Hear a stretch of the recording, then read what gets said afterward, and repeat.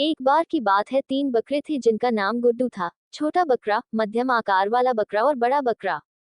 वह हरी भरी घाटी में एक खेत में रहते थे।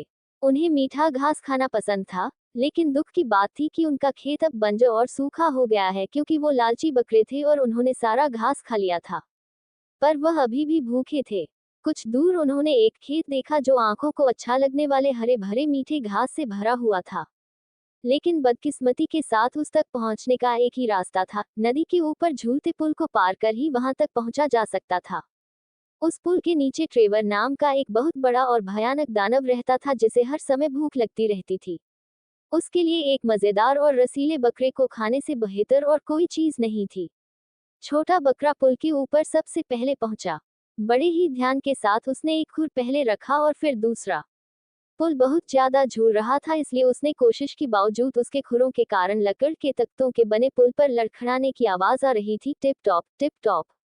अचानक ही वहां बहुत जोर से आवाज आई। ये कौन है जो मेरे पुल पर लड़खड़ा कर चल रहा है? और पुल के नीचे से एक भयानक दिखने वाला दानव बाहर आया, लड़खड़ाते हुए खुरों के साथ। छोटा बकरा, जिसका नाम गुड्डू था, डरी हुई बारीक आवाज में बोला, यह मैं हूँ।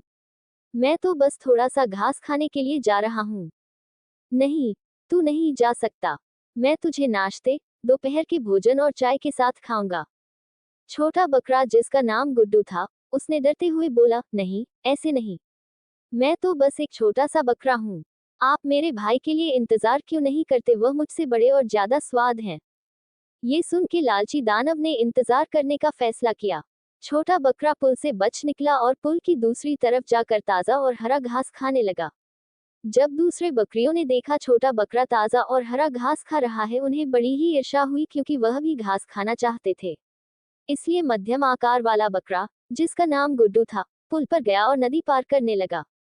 उसके खुरों से लड़खड़ाने की आवाज सुनाई देने लगी। Tip top. और दोबारा फिर दानव पुल के नीचे से बाहर आ गया। उसने गरजती आवाज में पूछा, मेरे पुल के ऊपर कौन लड़खड़ा के चल रहा है? कंपकपाते हुए खुरों के साथ मध्यम आकार वाला बकरा, जिसका नाम गुड्डू था, ने बड़ी ही नर्म आवाज में बोला, यह मैं ही हूँ। मैं अपने छोटे भाई, जिसका नाम गुड्डू है, उसका पीछा कर रहा हूँ, जिससे हम भी घास खा सकें। नहीं, तू ऐसे नहीं कर सकता। मैं तुझे नाश्ते, दोपहर के भोजन और चाय के साथ खाऊंगा। नहीं, दानव जी, आप मुझे नहीं खाना चाहोगे। मैं इतना बड़ा नहीं हूँ कि मुझे खाकर आपका पेट भर जाए। इंतजार करिए जब तक मेरा बड़ा भाई ना आ जाए। वह मुझसे भी ज्यादा स्वाद है। ठीक है, दानव ने बोला, और मध्यम आकार वाला बकरा फटाफट पल के ऊपर से भाग गया और छोटे बकरे के साथ मीठा और हरा घास खाने लगा। बड़े बकरे गुड्डू को ईर्ष्या होने लगी और पुल पार कर अपने भाइयों के साथ मिलकर घास खाने का इंतजार ना कर सका। इसलिए हिम्मत करके उसने अपने खुर पुल पर रखे और आवाज आई, ट्रिप ट्रैप ट्रिप ट्रैप। अचानक ही दानव पुल के नीचे से बाहर आ गया। मेरे पुल पर कौन लड़खड़ा के चल रहा है? दानव ने गहरी और ऊंची आवाज में पूछा। यह मैं हूँ, बड़े बकरे गुड्डू ने कहा, और उसने पूछा, तुम कौन हो? मैं दानव हूँ, और तुझे नाश्ते, दोपहर के भोजन और चाय के साथ खाऊंगा। नहीं, तुम ऐसा नहीं कर सकते। नहीं, मैं करूंगा, तुम देखना। फिर दानव बड़े बकरे की तरफ जोर से भागा, जिसने अपना सिर झुकाया हुआ था, और उसने बहादुरी से दानव पर हमला कर दिया। बड़े बकरे ने दानव को अपने सींग से पकड़ लिया और नीचे नदी में गिर दिया। दानव चलते पानी में गायब हो गया और दोबारा कभी नजर नहीं आया।